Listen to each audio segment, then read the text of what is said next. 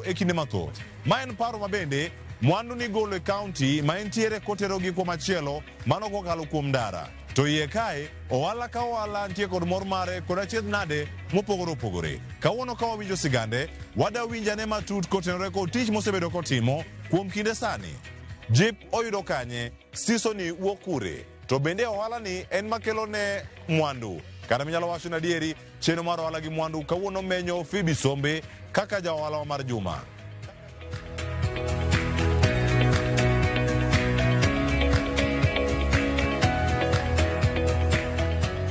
Anto giluonga ni Phoebe Sombe. Anyar kaluku cha anyar Kano ma Ahero. To an Mombasa ka kona Musa ka. Kae malokyo andane mar uso kidi. Wauso kidi mang'eny, wauso kidi lakini nwachako gi galana mantie tokani. Ema nwachako godo. Ka kineno ni wantie kani, ane mana chako ka. Ane mana biro ka to achako alani. Koro kaka naneno kane an kenda to naneno ni business nok dhi maber. Koro na aluongo jowadwa moko. Ning'e ni kamoro ka in gi kamoro achiel, ka in ng'ato achiel, to ng'ato ema ni mari midwa kata gedogo. Lakini kane ji nobiro ka mang'eny, to nwayudo advantage. Nikech kaka moro yawre malach, to ohala bet maber kendo ji bire mang'eny nikech koro neno maber. Koro nwachako matin, to waneno ka ji ochako biro, uso chako usore. Koro waneno ni, koro wauso ohala mar ma ikete e ot mosager. Koro waneno ni mondo wakel nyaka gik magero ot. Kaka kuoyo wan godo ka, wan go koto, wan gi kidi magero ot. Koro nwachako matin kamano. Lakini aneno ka Nyasaye timo gonwa lweny, wadhi nyime matin. Sipokuwa changamoto benitie, lakini wadhi matin. Ohala ni nachako 2012. Ema nachako ohala ni. Koro wadhi go matin, aneno ko anyalo pidha gi familia mara. Anyalo chulo ni nyithindo school fees. Anyalo chulo ot madake. Kata kama wantie ni wanyalo chulo, lo wantie ni wachulo jogi. Ohala ni nwachako kane chuny oneno nikech ne wan jo supplier ma ne wakao supplier ma watero oko, to ne waonge base kama no wabete. Koro nwaneno ni mondo wayud kamoro mondo wabede ma ng'ato kadwaro wa to nyalo oyudo kama wantiere. Koro mamiyo nwabiro ka mondo wachak bet ka. Koro sani wan gi advantage mang'eny nikech nyaka nwadonj ka ji koro nyalo yudo wa machiegni. Kata kidwaro kidi midhi gedo ko nyalo yudo wa, nyalo ng'eyo kama yudo wa. Kata kidwaro mana galana ni still pod ibiro kati yudo wa ka. Koro mane advantage mwanyalo neno nikech wasaneno ka galana ni onyuolo nwa gik moko ma nwaonge go. Nikech nwachake nikech ne en galana kende. Koro galana ni onyuolo nyaka kidi wan godo ka. Galana ni onyuolo kokoto wan godo ka. Galana ni onyuolo nyaka wan gi gik moko miluongo ni machine minyalo, ka ng'ato dwaro koroga to nyalo koroga go. Ka ng'ato dwaro kata mana vibrator nyalo biro to kaw ka. Koro wasaneno ka galana ni osago kod okang' nyaka nwachak. Mana kaka in dichung' kimondo kidhi e tich. An bende winjo ka chunya koromo gokinyi to chunya lel ni koro kara kacha onega monde nikech pile gimitimo gima ber chunyi gombo ni mondo kanyo mondo ichako tijno gokinyi.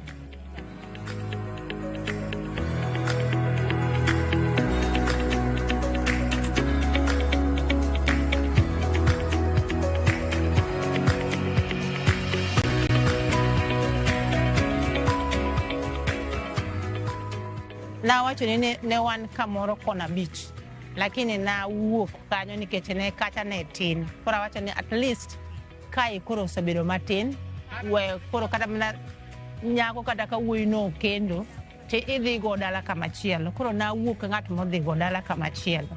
Koro nwabiro ka. Koro ka nwabiro ka, taneno ka ji obiro. To siri mar wach mantie ka e Galana ni. Galana sana sana e Mombasa Coast ka. Odhi mang'eny nikech ing'eni en gima original. Wazungu ero tiyo kode sana moloyo kata wan wawegi ma wan kode. Nikech oingo wasungu ohere nikech oingo tiles so can very slippery.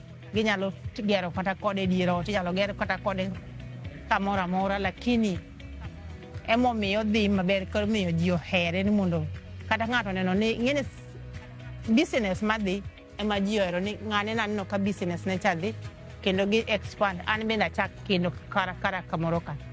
Koro aneno ka ji ohere. Challenges ng'eny mantiere ohala ni sana. Achiel kuomgi challenge mantiere ka nitiere ndalo ma iluongo ni low season. Low season koro Galana ok dhi. Uso bedo man piny kabisa. To kama wantie ni wachule koro wayudo changamoto mano iso wan. Kendo mar ariyo nitiere Galana ni ng'eno pek makato kae mana matin pek. Koro kwa dhi gi lori kwa dhi omo kalori wadhi godo kucho. Kech en kamoro mabor kendo en mabungu kendo en changamoto nikech onge kata yo mwaluwo kucho. Koro kwa dhi kucho samoro gari okethore ni e wang'ayo nyalo chunore ni ka misigo mano ting'ono onyalo puko moko piny madong' e bungu mibigi mathin. Koro mano isa run at a loss. Gini sana Galana wakele gi lori. To lori no wang'eni lori kochopo okunda ka to wang'eni expenses mwatiyogo en pesa makama. To a profit mwayudo bende pesa makama. To gimomiyo koro adhi ng'eyo ni adhi run at a loss nikech pesa mane anyiepogo buying price seche moko ok dhi wuok nikech changamoto mapitia. Samoro ka koth no chwe yo mwaluwo rach gari owek Galana piny koro the income mana adhi aketo cha ok dhi duogo. Ing'eni bath ndara ka na yiero nikech ing'eni ka kete e ndani ku ng'ama biro neno onge. Emomiyo adwaro ka mondo waket ka mondo koro kikalo kata kaka in tineno ni ai to gima neno cha chieng' moro ka chunyi ogombo ni ged Mombasa kata wacho ni na neno gimoro kata to gini idwa time nang'o kata king'e tije to koro ibira ka to wapuonji ni gini idhi tim kama to onyalo bet maber kitiyo kode. Ing'eni gima nitiere machiegni gi dho wang'ayo kama ng'ato kale ober moingo moket ndani. Gima nyalo ng'iso ng'ama dwa chako ohala ni ok orach, onyalo pidhi to onyalo konyi gi weche ni mag kiot kata watimo mang'eny, lakini oluoro gimiluongo ni luxury. Nikech pesa no kodonjo to ng'eny pesa no en capital moloyo profit ne to tin, lakini kidonje e luxury mang'eny to nyalo mi changamoto. Koro odwaro ni sana e ji nyima to ibedo ni capital keep maki capital no keleza nikech ing'eni wan gi mahitaji mang'eny. Wan gi school fees onyalo chulo ni, wan gi chiemo onyalo pidhi, wan gi mar adek onyalo chulo ni school fees mar nyithindo. Lakini mana ki budget ing'eni always ki budget ohala to mi changamoto. Koro first of all nyaki budget ni auso gimoro siling 10 ause anyiewe siling 10 tause siling 11. Koro siling 1 ni ema budget ni mondo ikete this only 1 shilling nikech 1 shilling no is in a profit mari to ka mahitaji ni meki ikete siling 3 mani ng'eni sechope profit. Koro first of all no wakuong watuo kando. Emomiyo Nyasaye neno ko ogo kodwa lweny to moloyo mar ariyo maduong' kendo moingo duto ni sasa miloko chako ohala moro amora to iket Nyasaye mbele. Nyis Nyasaye ni Nyasaye kae nyaka neni. Msingi mono waketo kae ni Nyasaye. Ket kata ne ji biro mang'eny to chunywa nwa yao ni we welcome kila mtu. Ni ndiro donja nikech Nyasaye mamiyo ji gweth. Galana ni ineno kaka magi wauso in pieces. Ka ng'ato biro to wang'ise ni piece ma kama en pesa ma kama. To nitie mwauso sana wause wapime line 7 feet by 10 feet. 7 feet by 10 feet. Mano pesa di kiyo sama. 2,500 per line. Alpario give me a beach. One kidwaro galana ni tinyiso ng'ato ni obi mkungu miwili. Mkungu miwili yani yenda rio mochunka. Mkungu miwili nitatagiluongo ni mkungu miwili ama miskitini kona Musa. To karwaka iluongo ni Labour Society. Kata license mo wango iluongo ni Labour Society. Yes. Koro namba na to en 011 41 84 313. 0 achiel 41 84 3 13.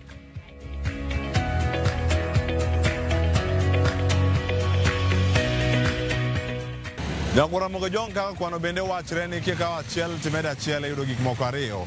Kendo kar kae sigana ma waseyudo kae wacho ni sigana ka sigana nigi gimoro minyalo somo iye. Mano manyalo konyi bero chenro magi mag ohala. Kawuono e chenro mar ohala gi mwandu wawinjo sigeni ariyo mag Elvis kaachiel koda ka Phoebe. E sigeni magi en geno mara ni somo gimoro kaka inyalo chako ohala kendo tae e yo makare. Mane makelo giko mar chenro duche makawuono ni mar ohala gi mwandu. Tudi koda kendo juma manyien ka wawenyo ni ohala mamoko wamiriek ni kaka inyalo chako gi kendo tayo gi e yo makare. Oriti masani nyinga Cleophas Oluoch.